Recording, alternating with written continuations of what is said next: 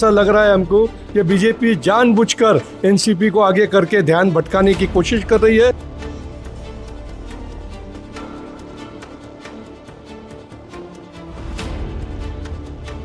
देखो, तो इस तरीके से अगर पार्टी को उलझाने के लिए एनसीपी को बीजेपी आगे कर रही है तो हमको उलझना नहीं है। हम आवाम का काम और जो छात्र की गूंज राहुल जी गांधी ने जो मुहिम ली है,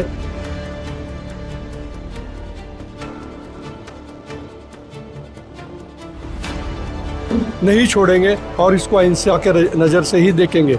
ये बिल्कुल सही बात है कि उनकी निंदनीय घटना है।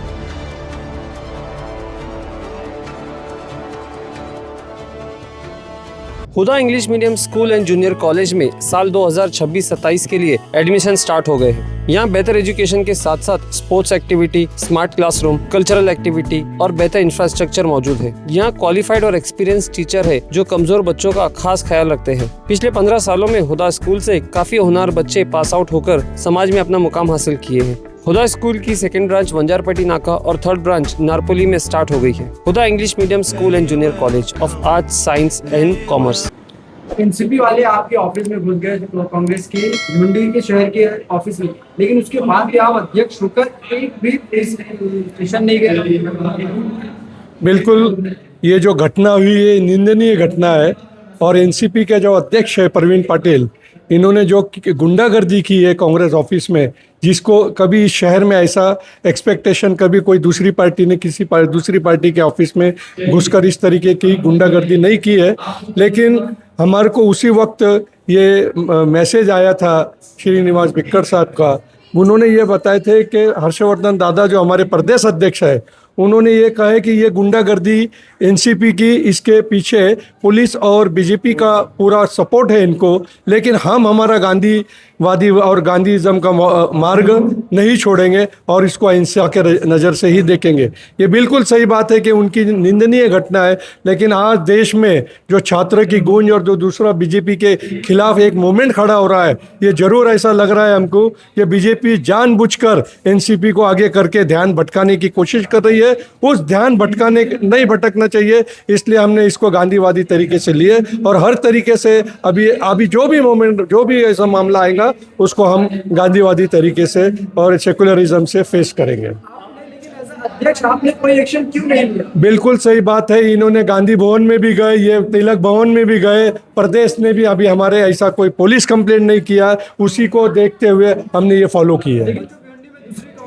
बोला जा रहा है भिंडी में कांग्रेस के 2 गुट हो गए, दूसरी गुट ने डीसीपी से मुलाकात करके गुनाह की निवेदन मांग की। देखो, प्रोटोकॉल मुझे फॉलो करना है, मैंने प्रोटोकॉल फॉलो किया। मेरे प्रदेश की जो कमेटी में जो हरकतें एनसीपी ने की है उसको देखते मैंने मेरा प्रोटोकॉल फॉलो किया। अब दूसरी जो गट, ऐसा कोई गट नहीं है, उन्होंने ज़्यादा ही तरीके से ये चीज़ सीरियस लेके अगर किए होंगे तो भी ये एनसीपी इसका जरूर ये है।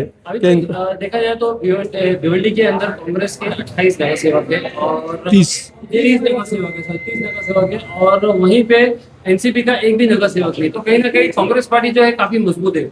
उसके बावजूद जो कांग्रेस का जो रिएक्शन इतनी बड़ी घटना के बाद में आया, वो काफी एकदम ठंडा रिएक्शन था। तो उसके बारे में आप क्या कहेंगे? बिल्कुल, यही मैं यही बार बार बोलूंगा।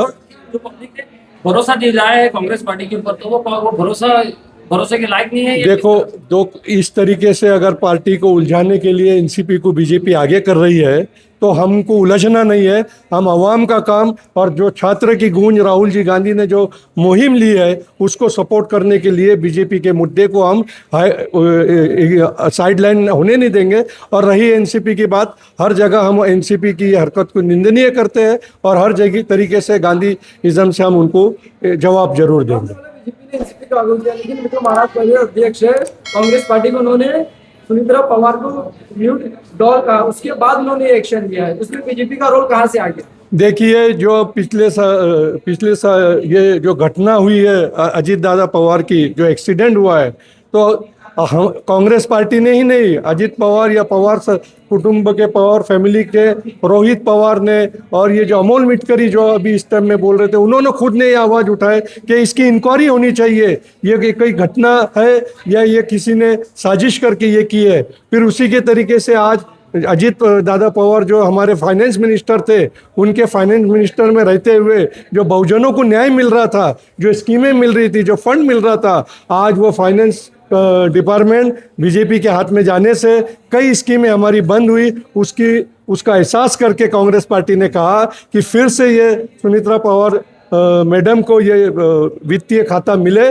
और फिर से ये बहुजनों के हक में कोई अच्छी स्कीमें, अच्छे अनुदान देकर हमारे बहुजनों का फायदा करे। इसलिए उन्होंने कहा था कि आप कुछ ही नहीं बोल रहे इसके बारे में। तो ये तरीके का हमारे प्रदेश अध्यक्ष ने गए कि इंदिरा जी को भी बोला गया था, लेकिन इंदिरा जी ने बाद में ये साबित करा दिया कि वो गूंगी गुड़िया नहीं, एक दुर्गा है। इसी तरीके से उन्होंने भी बोले, हमारे प्रदेश अध्यक्ष हर्षवर्धन सपकाळ साहब ने, कि हमारी जो सुमित्रा वहिनी है, उन्होंने भी साबित करा देना चाहिए कि वो गूंगी गुड़िया नहीं है, एक दुर्गा है, तो हम हमारी बात को वापस ले सकते हैं। हमारी बात बीजेपी का है अमित शाह। ये बिल्कुल, ये बीजेपी की अलायंस पार्टी है और बीजेपी को आज पूरा देश कठड़े में खड़ा कर रहा है, स्टूडेंट खासकर जैन जी। तो उसके खिलाफ ये दिशा भूल करने का काम तो नहीं है, ये साजिश के तहत हमने इसको गांधीवादी तरीके से निपटे हैं।